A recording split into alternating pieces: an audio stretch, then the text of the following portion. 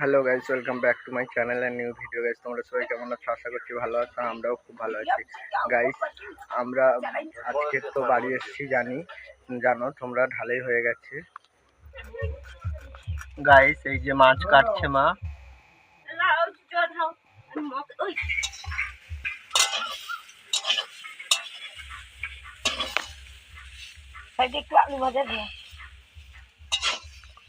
Guys, এই যে দেখতে পাচ্ছ কচুর শাক, এতগুলো সব কচুর শাকগুলো এখন কাটবো। ইলিশ মাছের মাথা দিয়ে কচুর শাক রান্না হবে। তো চলো কেটে নিই, তারপরে দেখা হচ্ছে।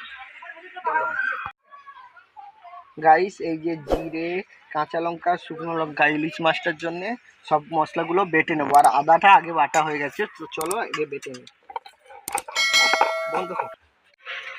গাইস, কড়া গরম হয়ে গেছে, এবার কড়াতে দিয়ে দিচ্ছি তেল।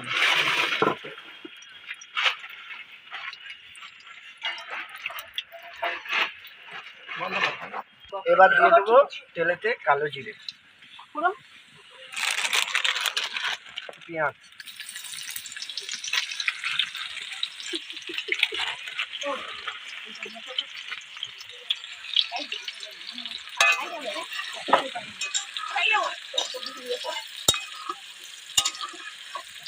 পেঁয়াজটা লাল লাল করে ভাজবো। বন্ধ করো, এখন বন্ধ করো। একটু লবণ দিয়ে দেবো। বন্ধ করছি তখন। এই যে আদা বাটা, আর দেবো রসুন বাটা, একসঙ্গে ভাজবো। কুচানো টমেটো,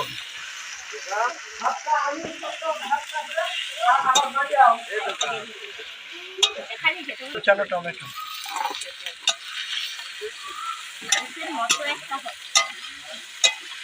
কালারটা ভাই সেই হয়েছে। লঙ্কার গুঁড়ো,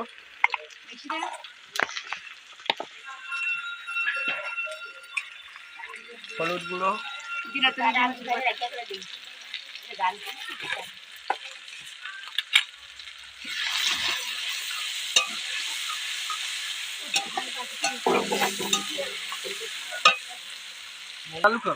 এবার দিয়ে দেবো ইলিশ মাছের মাথাগুলো, ভেঙে দেবো।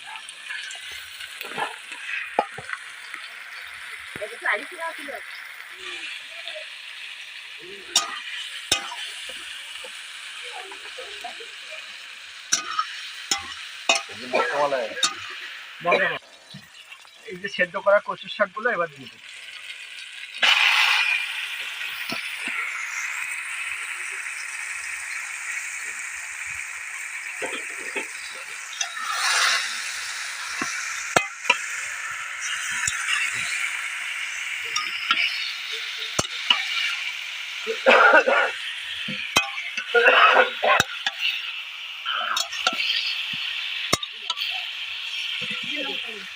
মশলা উপর থেকে গরম মশলা দিয়ে এবার এবার দেখতে পাচ্ছ এই যে কচুর শাক মোটামুটি হয়ে গেছে। এবার আমরা নামিয়ে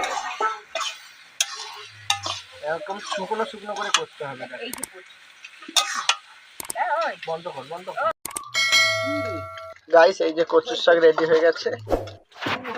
গাইস, এই যে ইলিশ মাছগুলো দেখতে পাচ্ছ, ইলিশ মাছগুলোর ভাপা করব। আগে কড়াতে সুন্দরভাবে ইলিশ মাছগুলো সাজিয়ে নেব। সুন্দরভাবে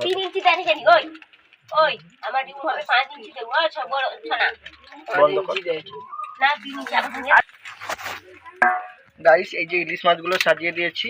এই যে দেখতে পাচ্ছ শুকনো লঙ্কা, কাঁচা লঙ্কা, জিরে, আর এই যে রয়েছে আদা। সামান্য নেব আদাটা। এই যে একসঙ্গে এইটাই দিয়ে এবার জল দিয়ে মাখিয়ে, এটাই হলো মশলা, দিয়ে দেবো। বন্ধ করো। যখন কথা বন্ধ করবো দিয়ে দিয়েছি। এবার এই পুরো মশলাটা এর মধ্যে দিয়ে দেবো।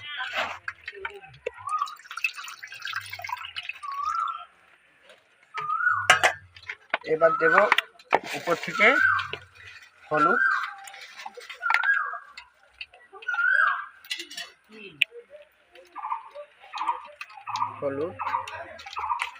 আর দেব লবণ।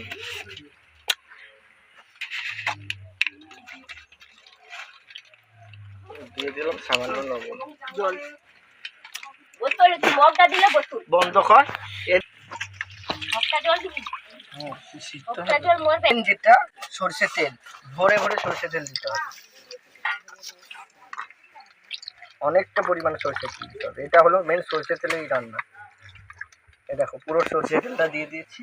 এবার দিয়ে লঙ্কা, আমি চিরবো না, জাস্ট কাঁচা লঙ্কাগুলো ফেলিয়ে দিচ্ছি উপর থেকে। আরেকটাতে থাক। এইটা কড়াতে অল্প আঁচে বসিয়ে দেব। এবার আস্তে আস্তে এটা রান্না হবে।